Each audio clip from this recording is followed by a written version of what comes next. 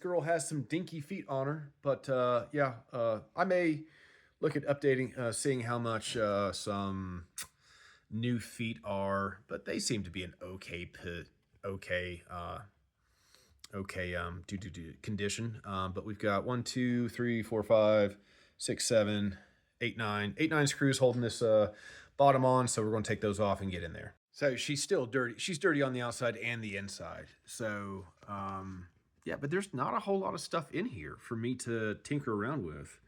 I mean, we got the motor. I can check the safety capacitor, but that looks like it's, well, we'll check the safety capacitor. And then let's see, there's the lever, there's the lift for the tone arm, that guy right there. And then there's the tone arm wiring. So the motor spins, and I was looking at the manual, and the spot to add oil is on the top, so we don't need to take that off. The motor mounts seem to be in pretty good condition. So I guess we just check the continuity of the sound of the tone arm wires going from that end here, and then make sure that the audio cables have continuity. But yeah, I think this may just be getting a stylus a belt and just cleaning her up a little bit. So I thought I took video of this, but I didn't. But it doesn't really matter because it was just a bunch of beeping anyways. I tested the continuity of the wiring in that Pioneer, that dirty little lady, that dirty, dirty girl. So the wiring in the head shell is good.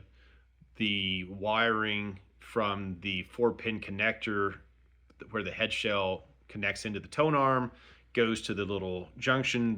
Those wires are good.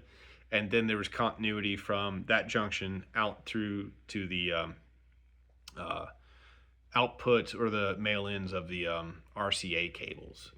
So all that being said, I don't have the belt yet, but we're at a standstill as far as what I can do on that thing, which is great. But I need the belt and the replacement stylus for that Shure cartridge in order to make sure I don't have a ground to hum and that we don't have any kind of speed issues with that motor. I did add a few drops to the so high speed blah blah blah blah blah blah Singer sewing machine oil to the motor. But again, since I don't have a belt, I can't really tell you if that made any difference whatsoever because I don't know what the start was or if it changed anything. But you know, and the key to life is proper lubrication, so I don't think an extra drop here and there would hurt. So with this little gal, she cleaned up pretty good. Some soap and water, some rubbing alcohol for the god awful nasty belt that got all over the place. So now we're just in a holding pattern until I get the belt and the new stylus to actually give it a run through and make sure everything functionally works. So while we're waiting on that, we're going to go over here and we're going to see if we can't buff out some of the. I've already put some of this stuff on there from this stuff for car lenses, but I didn't take a picture beforehand. But like if you go and look at one of the previous videos, this thing has got like a nasty orange tint to it. And so if you can see, like there's a little bit of a fuzziness right there. I'm going to see if I can't just get by with just buffing that out without having to do a complete resurfacing. So we're going to run this buffing pad over here for a little bit and see if we can't get that out. Ignore Eric in the background. I think we're good. It got some of that little fuzz or scuff or haze off. Um, but otherwise, I think this is in a pretty good. This is a pretty good condition. I didn't have to do any resurfacing because there were no major cracks.